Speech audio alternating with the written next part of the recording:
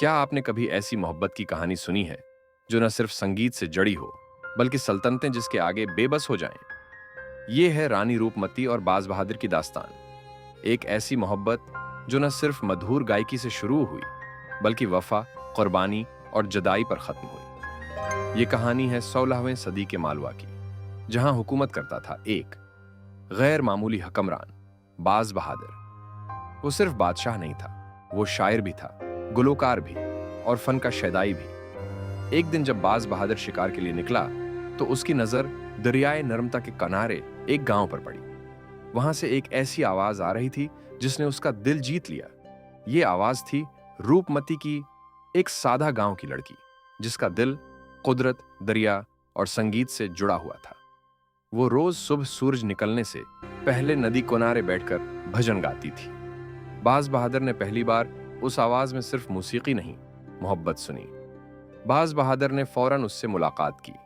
एक बादशाह जब एक आम लड़की के आगे झुकता है तो वो सिर्फ हुसैन चेहरे के लिए नहीं, रूह की खूबसूरती के लिए झुकता है। रूपमती की सादगी, उसकी अकीदत और उसकी आवाज ने बाज बहादुर को अपना असीर बना लिया। उसने रूपमती को अपने महल में आने की दावत दी, मगर रूपमती ने एक शर्त रखी, जब तक मैं दरियाए नर्मदा को ना देख सकूं मैं महल में कदम नहीं रखूंगी। यह सिर्फ शर्त नहीं थी, मोहब्बत का मयार था। बाज बहादुर ने मालवा की एक पहाड़ी पर एक खूबसूरत महल तामीर करवाया, जहां से नदी का मंजर साफ नजर आता था। यह महल आज भी रूपमती महल के नाम से जाना जाता है। वहीं से उनकी मोहब्बत ने नया जन्म लिया।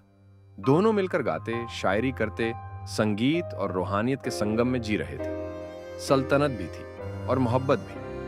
ये एक ऐसी दुनिया थी जो किसी ख्वाब की मानंद लगती थी, लेकिन हर मोहब्बत की आजमाइश जरूर होती है। अकबर, जो दिल्ली का शहंशाह था, उसे इत्तला मिली कि बाज बहादुर अपनी सल्तनत को छोड़कर संगीत में डूब चुका है। उसने अपना जर्नील आदम खां भेजा ताकि मालवा को फतह किया जा सके। जंग छिड़ी। बाज बहादुर ने मुकाबला किया, मगर मुगल फौज ताकतूर थी। किला गिर गया। बाज बहादुर जान बचाकर फिरार हो गया, मगर रूपमती दुश्मन के कब्जे में आ गई। आदम खान ने जब रूपमती को देखा तो वो भी उसके हुस्न का कायल हो गया, मगर रूपमती के लिए बाज बहादुर के सिवा कोई और नामुमकिन था। आदम खान ने शादी की पेशकश की, धमकियां दें, महल और इज्जत का लालच दिया, मगर रूपमती ने सब ठुकरा दिया। और जब उसने देखा कि अब उसकी आजादी भी छनने वाली है तो उसने जहर पी लिया। वो दुनिया छोड़ गई, मगर अपने इश्क को पाकीज़ा बनाकर अमर कर गई। बाज बहादुर जब लौटा तो बहुत कुछ खत्म हो चुका था। न रूपमती रही, न सल्तनत। वो एक खाना बदूश की तरह जिंदगी भर रूपमती का सौग मनाता रहा। मोहब्बत हार गई, मगर कहानी जिंदा रह गई। रानी रूपमती और बाज बहादुर की दास्तान हमें सिखाती है कि सच्ची मोहब्बत सिर्फ साथ जीने का नाम नहीं, कुर्बानी देने का जज्बा है।